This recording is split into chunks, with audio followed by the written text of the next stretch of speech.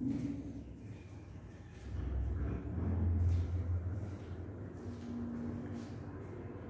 good morning student. How are you all? Fine.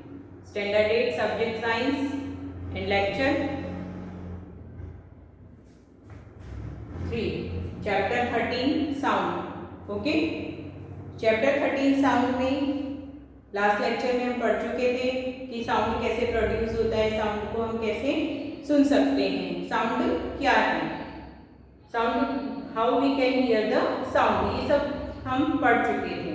उसके बाद में how different sound is produced, different type की sound कैसे produce होती है, इससे रिलेटेड डेफिनेशंस वो आज के लेक्चर में हम देखेंगे। ओके, लास्ट लेक्चर में हमने स्ट्रक्चर ऑफ ईयर तक कंप्लीट कर दिया था।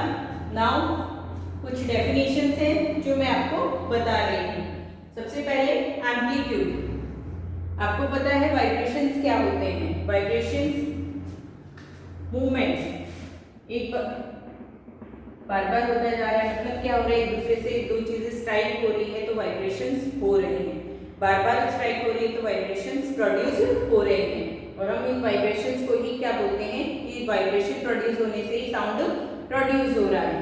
तो एक maximum extent of vibration, maximum extent of vibration क्या है, एम्पलीट्यूड।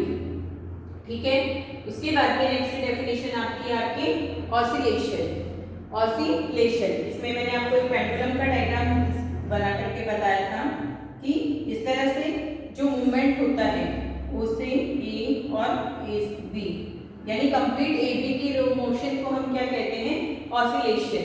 इसको हम साथ में टू एंड फ्रो मोशन भी कहते हैं। जब ये मेटालिक बॉल ओ से ए ओ से बी वापस ओ तक पहुंच जाती है तो इसको क्या कहा जाता है, oscillation. Okay, then after frequency, the number of oscillation in per second, एक सेकंड के अंदर जितने ऑसिलेशन, ऑसिलेशन तो पूरा एक कंप्लीट ऑसिलेशन हो रहा है, लेकिन मान लीजिए यहाँ चलने में इसको पर सेकंड में इसको क्या करना पड़ रहा है, ऑसिलेट होना पड़ रहा है। मेटालिक बॉल एक प्लेस से दूसरे प्लेस के ऊपर जा रही है, जगह से दूसरी जगह के ऊपर जा रही है, तो नंबर ऑफ ऑसिलेशन पर सेकंड, इसको क्या कहा जाता है, frequency. Okay, oscillation, amplitude and frequency. Frequency is measured in the hertz, frequency को किसमें मेजर किया जाता है, हर्ट्ज में मेजर किया जाता है, यानी इसकी यूनिट क्या हो गई, हर्ट्ज, जिसको हम शॉर्ट फॉर्म में क्या कैसे लिखते हैं, एच जेड, और H E R T Z, तो स्पेलिंग है हर्ट्ज। ओके, उसके बाद में आता है पिच। कई बार आपने सुना होगा कि साउंड तो प्रोड्यूस होती है, मैं भी बोल रही हूँ, या फिर डिफरेंट साउंड, लाउड वॉइस है या फिर स्वीट वॉइस है, लेकिन उस लाउड वॉइस में भी क्या हो रहा है, डिफरेंट टाइप की साउंड प्रोड्यूस होती है, इसको सुनने में हमें डिफरेंट लगता है।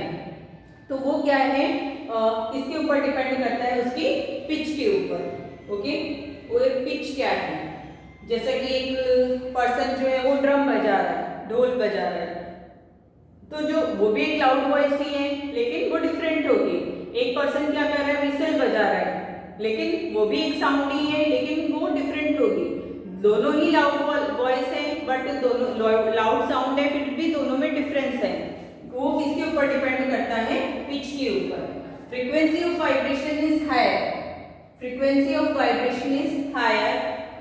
अगर फ्रीक्वेंसी ऑफ वाइब्रेशन हायर होगा तो पिच भी कैसी होगी, हायर होगी।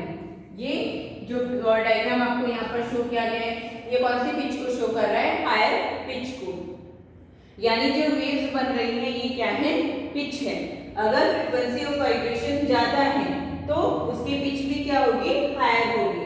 अगर फ्रीक्वेंसी ऑफ वाइब्रेशन लोअर है, if frequency of vibration is lower than pitch भी क्या होगी, लोअर होगी।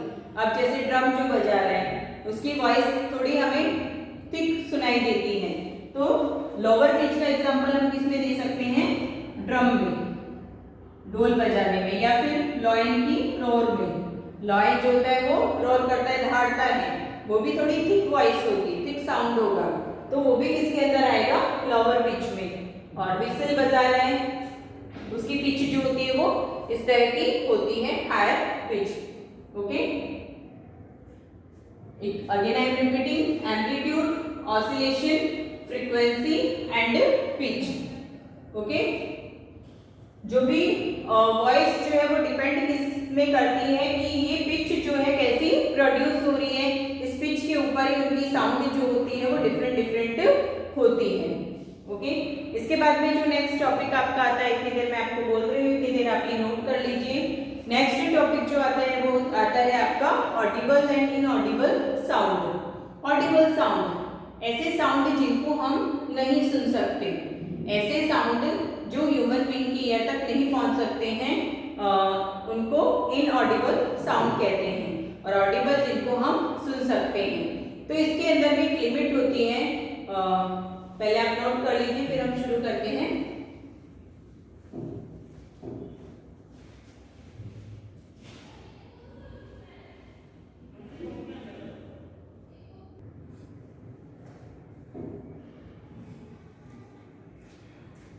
Okay students, next topic is audible and inaudible sound. Audible और inaudible sound. Audible sound जिसको हम सुन सकते हैं और inaudible जिसको हम नहीं सुन सकते। तो inaudible sound कौन से होंगे?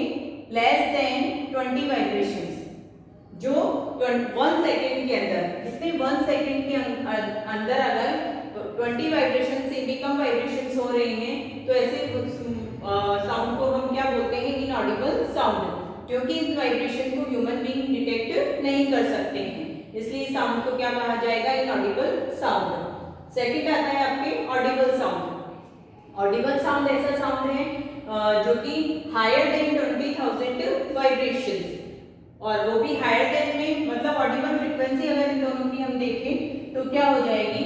साउंड की वाइब्रेशंस अगर 20 से 20,000 है तो ऐसी वॉइस को ह्यूमन बीइंग क्या कर सकते हैं? सुन सकते हैं। तो ये टू टाइप के साउंड्स हो गए, ऑडिबल और इनऑडिबल साउंड। उसके बाद में आपके आता है noise and music. Noise and music नाम से ही पता चल रहा है, लाउड वॉइस। लाउड वॉइस को हम क्या कहते हैं? लाउड वॉइस या फिर लाउड साउंड। चलिए वॉइस की जगह पे क्या कर देते हैं? Loud sound. बहुत ज्यादा आवाजें हो रही हैं, डीजे बज रहा है, बार बार कार का हॉर्न बजाए जाते हैं व्हीकल्स के, वो क्या होते हैं? लाउड वॉइस होते हैं, बहुत ज्यादा वॉइस होते हैं और जो हमें अच्छे भी नहीं लगते हैं।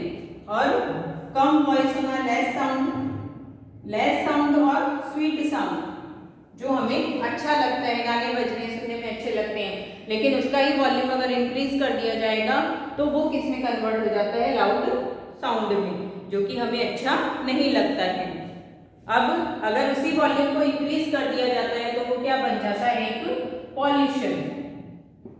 हॉर्न आप सिंपल वे में बजा रहे हो, ठीक लग रहा है, लेकिन अगर आप बार बार बजाते जा रहे हो, बार बार बजाते जा रहे हो, तो सामने वाला भी क्या होगा? परेशान हो जाएगा कि क्यों ये बार बार हॉर्न बजा रहा है। तो आप क्या कर रहे हो? रोड के ऊपर नॉइज पॉल्यूशन क्रिएट कर रहे हो। ऐसे ही बहुत ज्यादा आवाज में डीजे बजाना, गाने बजा करके बहुत ज्यादा तेज वॉल्यूम में घर पे सुनना, इससे आप सोसाइटी में पूरे क्या कर रहे हो? नॉइज पॉल्यूशन को क्रिएट कर रहे हो। किसी भी तरह का साउंड हो, अगर वो बहुत ज्यादा लाउड वॉइस में आ रहा है तो वो क्या क्रिएट करता है? नॉइज पॉल्यूशन है, क्रिएट करता है। अब नॉइज पॉल्यूशन क्रिएट कर रहा है तो इससे हेल्थ के ऊपर भी क्या होता है? नेक्स्ट आपका आ गया हेल्थ के ऊपर भी इसका इफेक्ट होता है।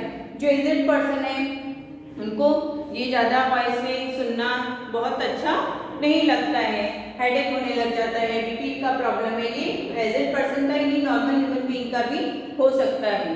ओके, एंजाइटी है, हियरिंग प्रॉब्लम्स है, बीपी है, ये सब प्रॉब्लम्स शुरू हो जाते हैं। ओके, अगर ये कंटिन्यूस नॉइज पॉल्यूशन में कोई ह्यूमन बीइंग काम कर रहा है, मान लीजिए कोई उसका फील्ड ऐसा है कि कंटिन्यूस उसको नॉइज पॉल्यूशन में ही रहना है और जहाँ पर लाउड वॉइस हो रही है वहीं पर उसको काम करना है, तो क्या होगा? उसको हियरिंग प्रॉब्लम्स हो सकती है। हियरिंग में मतलब हियरिंग प्रॉब्लम, सुनने की प्रॉब्लम उसको क्रिएट हो सकती है। ओके, अब इसको नेक्स्ट जो टॉपिक आपके आता है वो है कि लिमिट क्या है नॉइज पॉल्यूशन की और उसको कंट्रोल कैसे किया जा सकता है। तो कुछ डिवाइस लगा करके जो नॉइज पॉल्यूशन को मेजर कर सके कि इससे ज़्यादा साउंड होने पर नॉइज पॉल्यूशन हो जाता है। ओके, इसको नोट कीजिए।